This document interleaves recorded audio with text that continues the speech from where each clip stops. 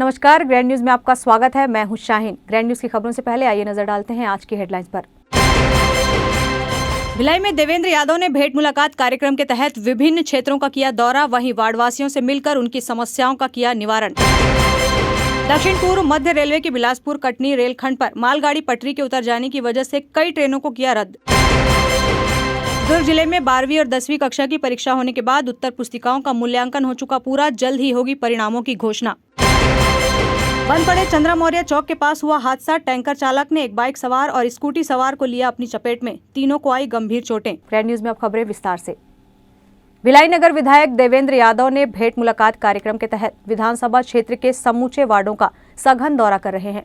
दौरे के दौरान लोगों से मिलकर मौके पर ही उनकी समस्याओं का निराकरण भी विधायक द्वारा किया जा रहा है। भिलाई नगर विधायक देवेंद्र यादव पिछले कई दिनों से भिलाई नगर विधानसभा क्षेत्र के समूचे वार्डों का सघन भ्रमण कर जनता से सीधा संवाद कर रहे हैं। संवाद के दौरान समस्याएं और शिकायतें मिलने पर मौके पर होने वाली समस्याओं का निराकरण मौके पर ही किया जा रहा है।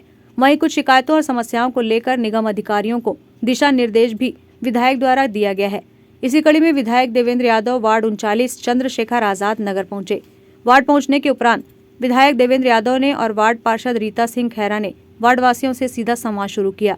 वार्ड की प्रत्येक गली मोहल्ले के लोगों से विधायक ने सीधा संपर्क किया। विधायक को अपने बीच पाकर उन्हें शिकायतों और समस्याओं से अवगत कराने लोगों की भीड़ उमड़ पड़ी।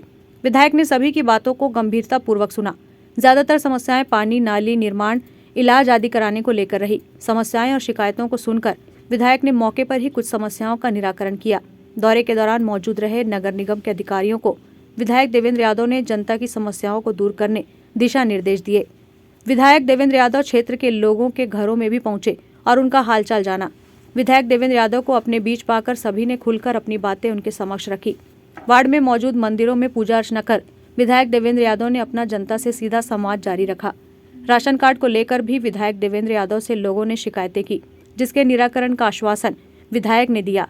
गौरतलब है कि विधायक ने भूपेश बघेल की मंशा अनुरूप सभी कार्यों को अंजाम दिया है।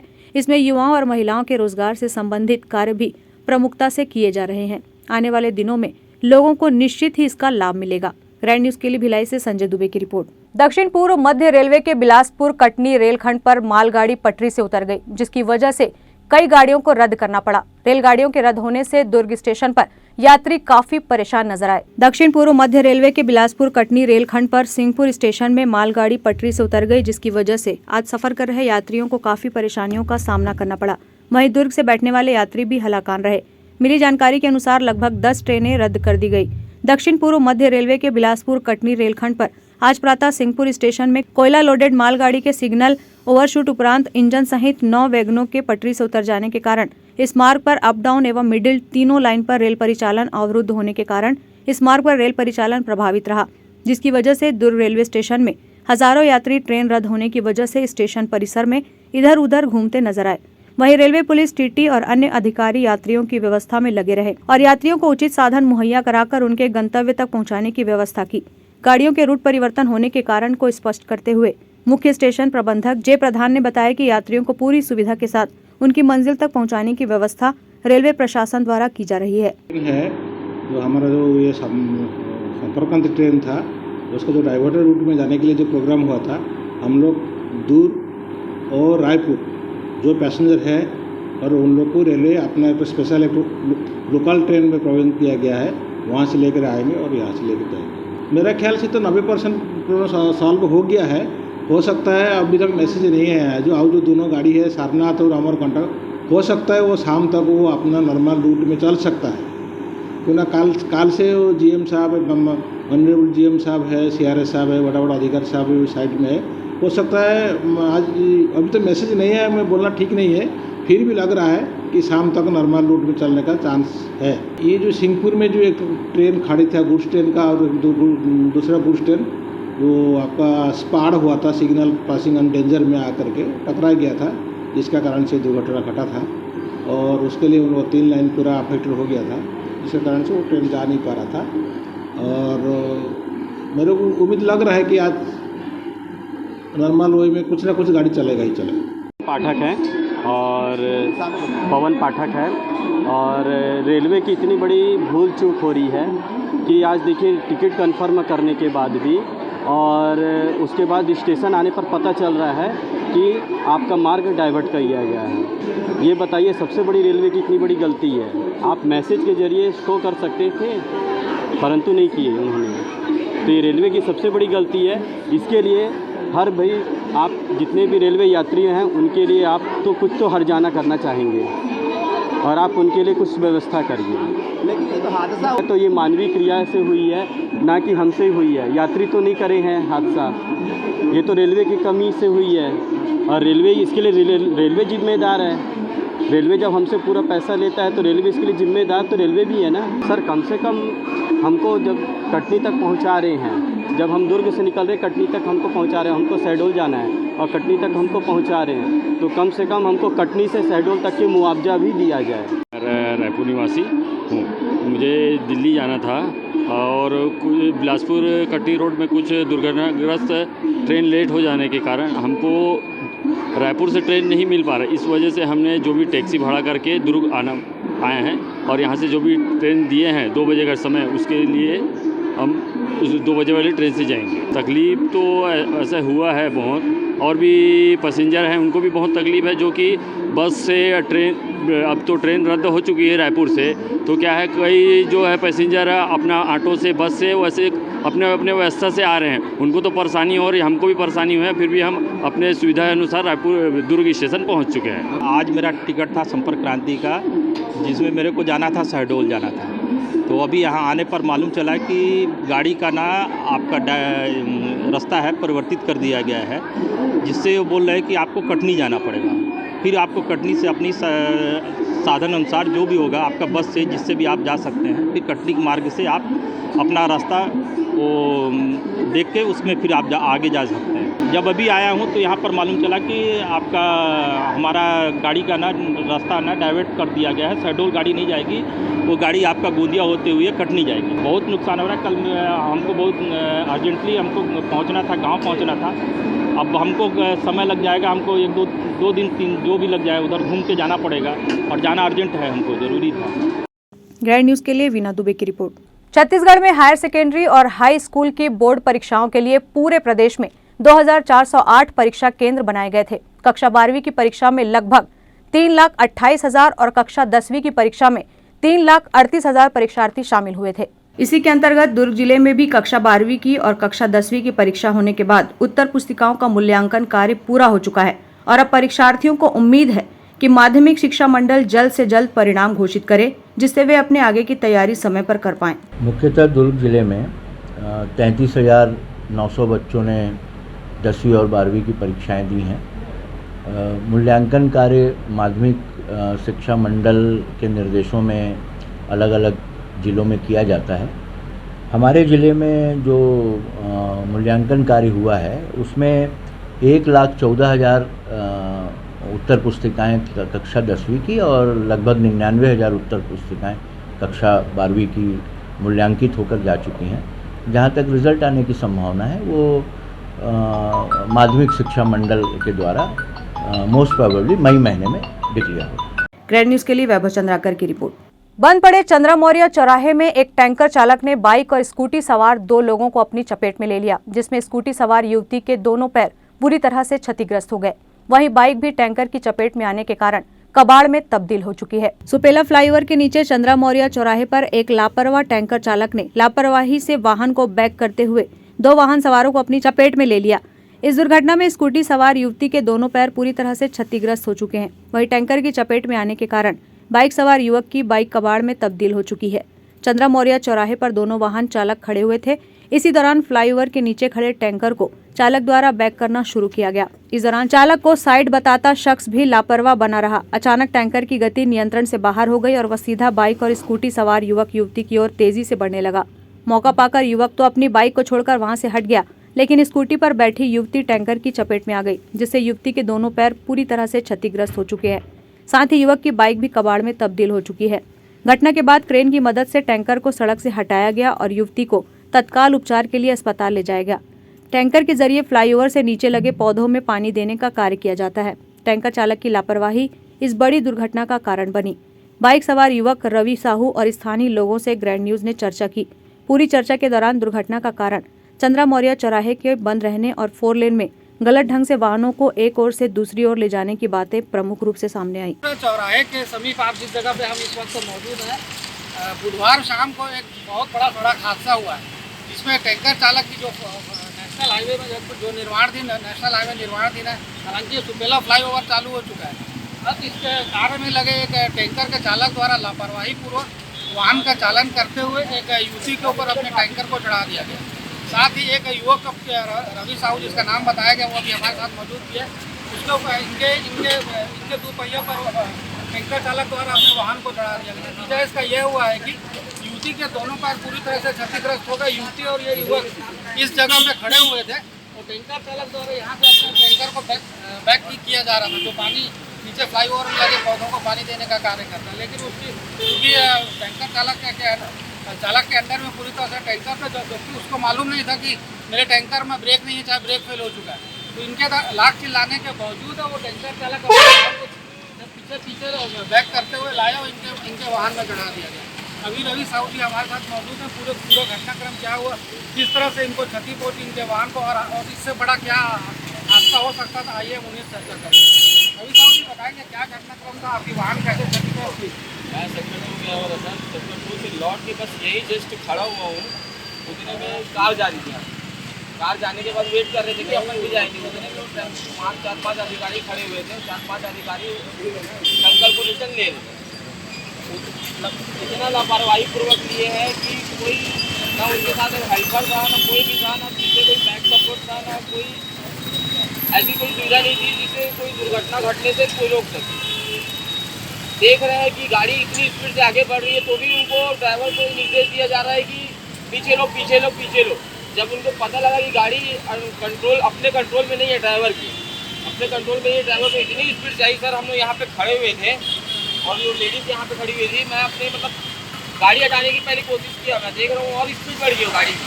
फिर मैं अपने गाड़ी से कूद के गाड़ी वहीं पे स्पॉट में छोड़ के गाड़ी से कूद गया। कूदने के बाद वो लड़की भी थी, वो भी कूद गई। लेकिन जो उनके साथ जो बुजुर्ग महिला थी, उनके पैर में बहुत काफ़ी गंभीर चोट आया। वो क्योंकि बुजुर्ग होने के कारण वहाँ से निकल नहीं पाए। बुजुर्ग होने के कारण निकल नहीं पाए, उनके पैर में एकदम क्षतिग्रस्त हो गया, पूरा एकदम चलने की हालत में हुआ, डैमेज हो गया।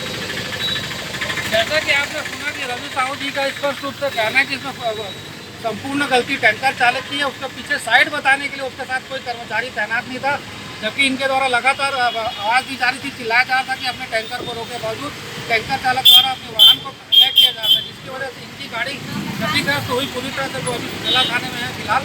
और जो दूसरी एक्टिवा सवार 2 महिलाएँ थी, जिनमें एक महिला तो किसी तरह से कूद करके चली गई, लेकिन दूसरी महिला उस टैंकर की चपेट में आके उसका पूरा पैर क्षतिग्रस्त हो गया। हमारे साथ कुछ युवक और भी मौजूद हैं। हाँ साहू जी, आप बताएंगे किस तरह का घटनाक्रम था और इसको लेकर के आप किसे जवाबदार मानते हैं? सबसे पहली बात तो घटना जो लापरवाही PWD हो, चाहे निगम प्रशासन हो या जिला प्रशासन हो या शासन की तरफ से किसी भी तरह का सुरक्षा मायनों को लेकर एतराज़ बदलना, इनकी तरफ से जवाबदेही कोई नहीं खड़ा होता, नहीं अधिकारी हो, चाहे प्राइवेट कर्मचारी हो, चाहे ठेकेदार हो। कल की जो घटना थी, मैं जस्ट अपोजिट साइड में ही था और धीरे धीरे टैंकर पीछे हो रहा था।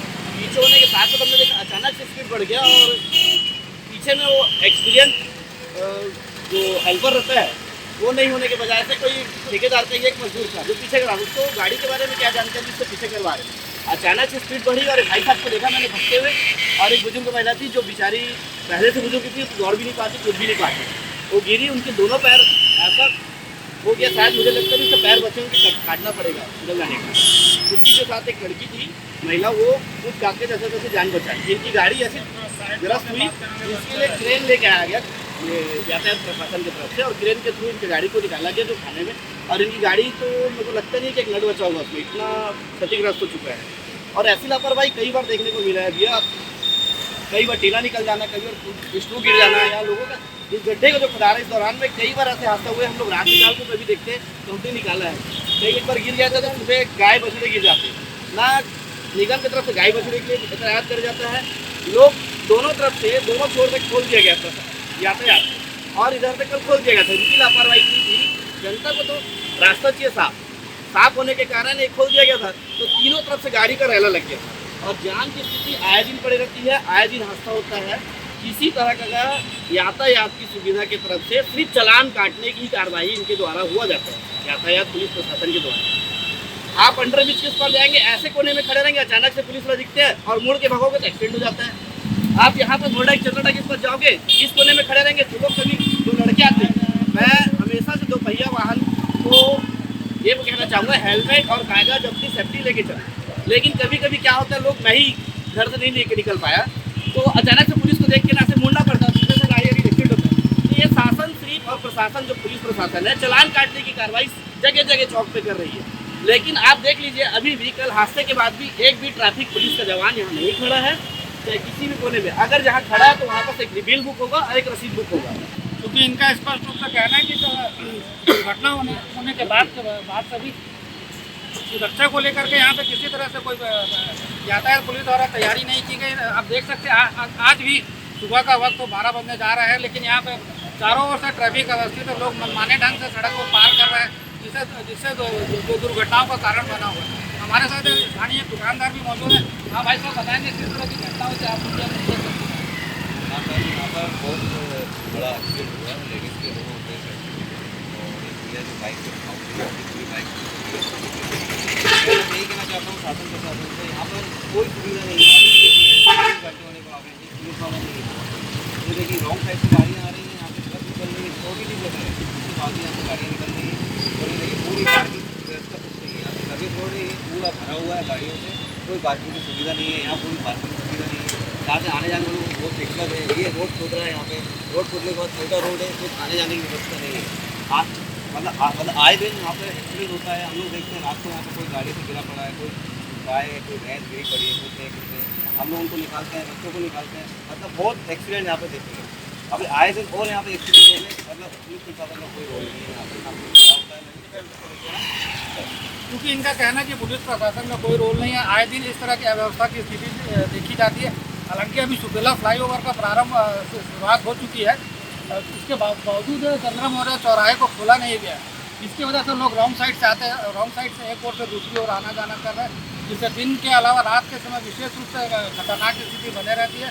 कभी भी कोई दुपहिया चालक चाहे छोटी वाहन का चालक बड़े चौपहिया वाहनों की चपेट में आने का अंदेशा बना रहता है। और यातायात पुलिस द्वारा मात्र खाना पूर्ति की जाती है। दुर्घटना के बाद भी आज इस जगह पर किसी तरह के यातायात के कर्मचारियों की तैनाती नहीं की गई है।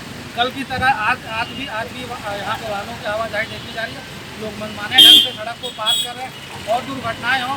ग्रैंड न्यूज के लिए संजय दुबे की रिपोर्ट। नंदनी रोड छावनी चौक के व्यस्त चौराहे को उपेक्षित छोड़ दिया गया है। चौक के चारों ओर से छोटे बड़े वाहनों की आवाजाही सुबह से रात तक बनी रहती है। ट्रैफिक सिग्नल नहीं होने की वजह से लोग मनमाने ढंग से चौक को पार करते हैं। इससे दुर्घटनाओं का अंदेशा हर वक्त बना रहता है। शहर के व्यस्त चौराहों में से एक नंदनी रोड का छावनी चौक भी शामिल है। इसमें सुबह 6 बजे से रात 10 बजे तक छोटे बड़े सभी प्रकार के वाहनों की आवाजाही निरंतर बनी रहती है। चौक को उपेक्षित छोड़ दिया गया है। चौक में लगातार हुई दुर्घटनाओं के बावजूद यातायात व्यवस्था में कोई सुधार नहीं हो सका है। वाहन चालक मनमाने ढंग से चौक को क्रॉस करते हैं, जिससे प्रतिदिन सड़क जाम की स्थिति बनी रहती है। भारी वाहनों की आवाजाही भी निरंतर बने रहने से दुर्घटनाओं का अंदेशा और भी बढ़ जाता है। बड़ी दुर्घटना होने पर कुछ दिनों तक छावनी चौक में यातायात कर्मियों की ड्यूटी लगाई जाती है, जिसके बाद हटा दिया जाता है। रात्रि के समय स्थिति और भी खतरनाक हो जाती है। वाहन चालक एक दूसरे से आगे निकलने की होड़ में चौक को जाम करते हैं। प्रतिदिन ऐसी स्थिति निर्मित होती है। लाइट की व्यवस्था भी छावनी चौक में नहीं की गई है। पूरा चौक अंधकार में डूबा रहता है। चौक के चारों ओर की खाली पड़ी जगह को भारी वाहन चालकों ने पार्किंग में तब्दील कर रखा है। चौक के आसपास होटलों में चाय नाश्ता करने आए लोग सड़क पर ही अपने वाहनों को पार्क करते हैं, जिससे दुर्घटनाओं का अंदेशा और भी बढ़ जाता है। शहर का छावनी चौक दुर्घटनाओं का केंद्र बिंदु बन चुका है। यहाँ यातायात व्यवस्था पूरी तरह से नियंत्रण से बाहर हो चुकी है। इस संबंध में डीएसपी ट्रैफिक सतीश ठाकुर ने अपनी प्रतिक्रिया दी। छावनी चौक काफ़ी व्यस्तम चौक है, वहाँ पे ट्रैफिक का दबाव काफ़ी रहता है। वहाँ भारी वाहन भी चलते हैं, दोपहिया वाहन भी, क्योंकि ट्रांसपोर्ट नगर से लगा हुआ है छावनी चौक। तो वहाँ पे व्यवस्था बनाने के लिए अभी इन्होंने नगर निगम के माध्यम से सिग्नल का भी लगाया गया है और इसको शीघ्र ही चालू किया जाएगा। और इसके अलावा वहाँ पर इन्होंने शाम को 5 बजे से लेकर 8 बजे तक एक ट्रैफिक पॉइंट भी तैनाती की जा रही है। वो वहाँ पर रहेगा, ट्रैफिक को रेगुलेट करेगा। जो एक बीट क्षेत्र भी बांटा गया है, जो बीट प्रभारी रहेंगे उस क्षेत्र में लगातार पेट्रोलिंग करेंगे। कोई भी अनावश्यक रूप से गाड़ियां खड़े करते हैं तो उस पर कार्रवाई भी करेंगे और वहाँ लोगों को जागरूक भी करेंगे कि नियमों का पालन करें और खतरनाक ढंग से वाहन न चलाएं और व्यवस्थित अपने वाहनों को पार करें। छावनी चौक में दुर्घटनाओं के ग्राफ में और वृद्धि हो, इसके पूर्व यातायात व्यवस्था को नियंत्रित करने तत्काल पहल किए जाने की जरूरत है। सुबह से रात तक चौक में दुर्घटना होने का अंदेशा बना रहता है। छावनी चौक अब केवल नाम मात्र का ही शेष रह गया है। भिलाई से ग्रैंड न्यूज के लिए संजय दुबे की रिपोर्ट। वक्त है एक ब्रेक का, आप देखते रहिए grand news.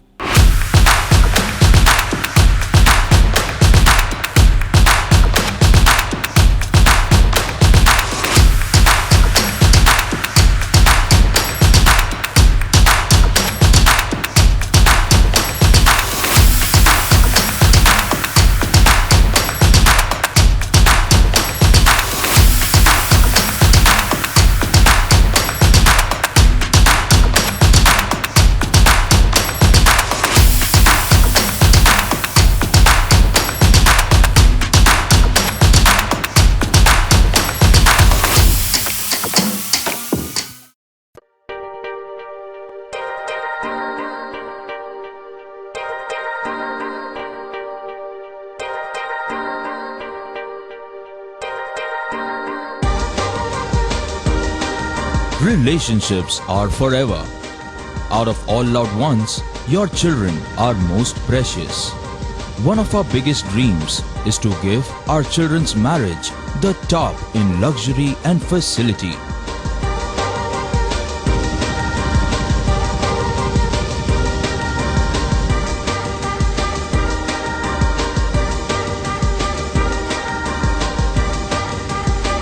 In today's busy life, you cannot afford to take time out for everything to be perfect for your marriage.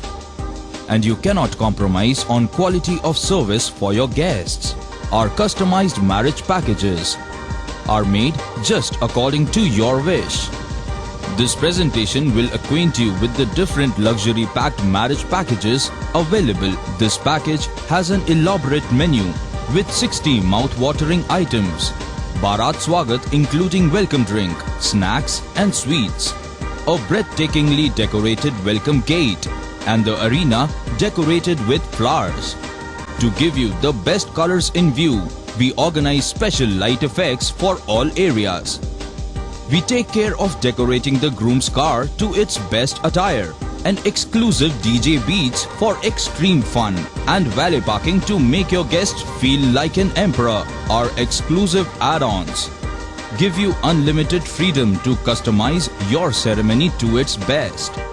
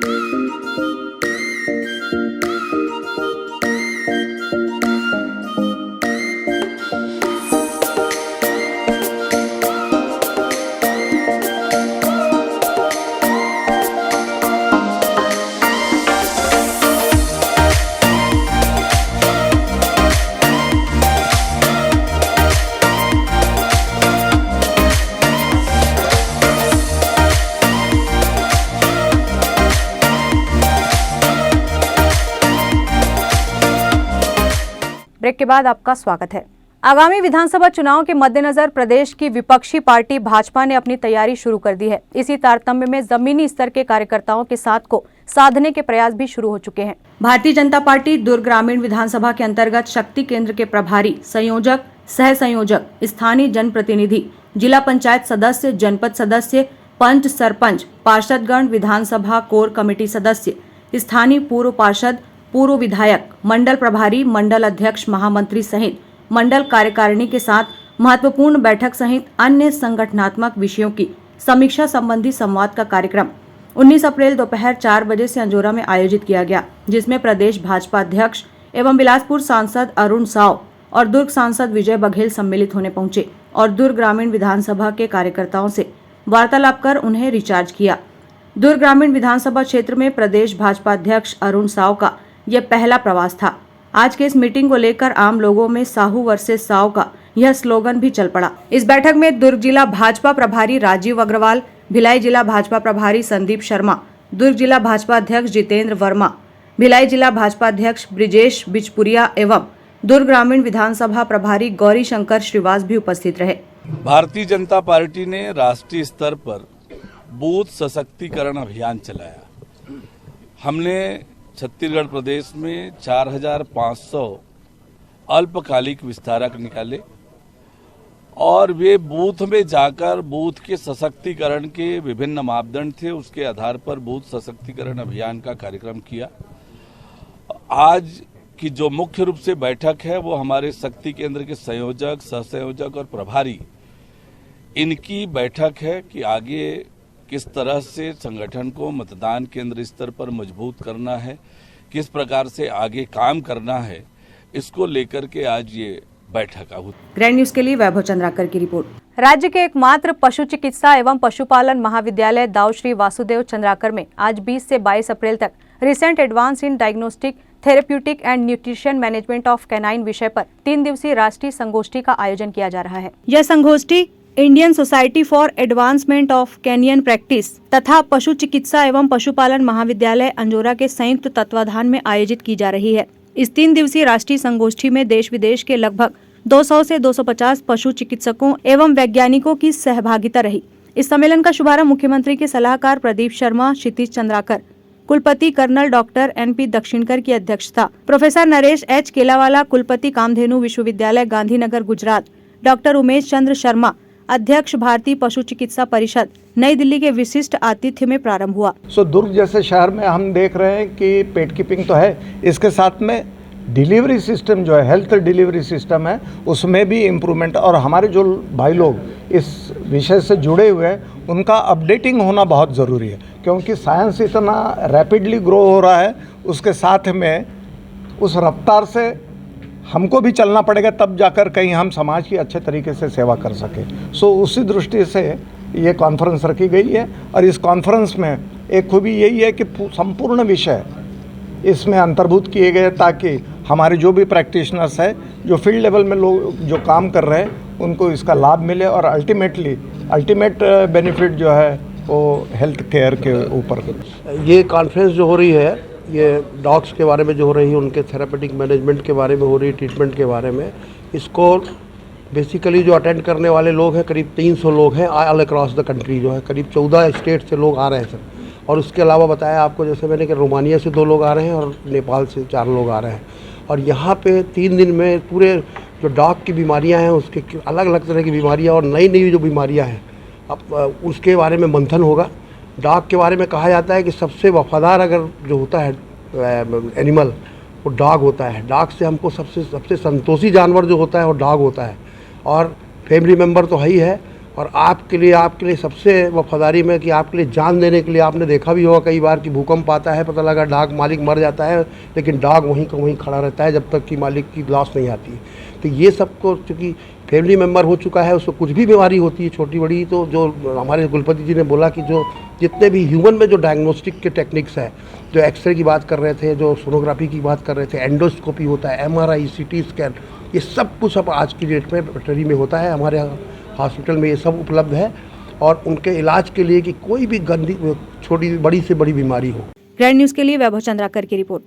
Rajnandgaon शहर में लगातार चोरी की घटनाएं बढ़ती जा रही है। यहाँ चोरों के हौसले इतने बुलंद हैं कि वे अब पुलिस वालों के घर को भी अपना निशाना बना रहे हैं। राजनांदगांव शहर के विभिन्न क्षेत्रों में इन दिनों चोर सक्रिय नजर आ रहे हैं। यहाँ चोरों के हौसले इतने बुलंद हैं कि पुलिस वालों के घरों को भी वे अपना निशाना बना रहे हैं। यहाँ चोरों के हौसलों का अंदाजा इस बात से ही लगाया जा सकता है कि एक ही रात में अज्ञात चोरों ने 8 पुलिस वालों के मकानों पे अपना धावा बोला और एक ही रात में 7 मकानों से लाखों रुपए के सोने चांदी के जेवरात सहित नकदी रकम की चोरी कर ली। इन 8 पुलिस वालों के घर से हुई चोरी में लगभग 15 से 20 लाख रुपए के गहने और नकदी रकम अज्ञात चोरों ने पार कर दी है, जिसे पुलिस के भी होश फाकता है। वहीं आसपास के CCTV फुटेज खंगालकर पुलिस अज्ञात चोरों की तलाश में जुटी हुई है। शहर में बढ़ती चोरियों और एक साथ 7 पुलिस वालों के घर में हुई चोरी के मामलों को लेकर नगर पुलिस अधीक्षक अमित पटेल का कहना है कि जिस तरह से पूर्व की चोरियों में आरोपियों को पकड़ा गया है, उसी तरह से जल्द ही इन चोरी के आरोपियों को भी पकड़ लिया जाएगा। बटालियन में विगत दिनों पे एक चोरी घटना हुई है, जिसमें कि 8 ताले टूटे हैं, जिसमें 7 घरों से कुछ सामान गया है। इसमें मामला पंजीबद्ध करके इसमें विवेचना की जा रही है। और चूँकि बटालियन चारों तरफ से कैंपस कवर्ड है, लेकिन इसमें सीसीटीवी कैमरे वगैरह की उपस्थिति अभी नहीं मिल पाई है। आसपास के गांव से जो कैमरे मिले हैं उनको तस्दीक कर रहे हैं, और पूर्व में कुछ घटनाएं हुई हैं तो चोरियों को लगातार पकड़ा भी गया है, चाहे वो कोतवाली में टायर चोरी का मामला हो। कल बाइक चोरी भी उसमें पकड़ाई है वसंतपुर थाना क्षेत्र में, और भी अन्य चोरियां भी लगातार पकड़ी गई हैं। इस चोरी को भी शीघ्र हम लगातार पकड़ के इसको रिकॉर्ड को कायम रखेंगे। Bureau report, grand news. Grand news की खबरों में फिलहाल इतना ही। अब इजाज़त दीजिए, नमस्कार।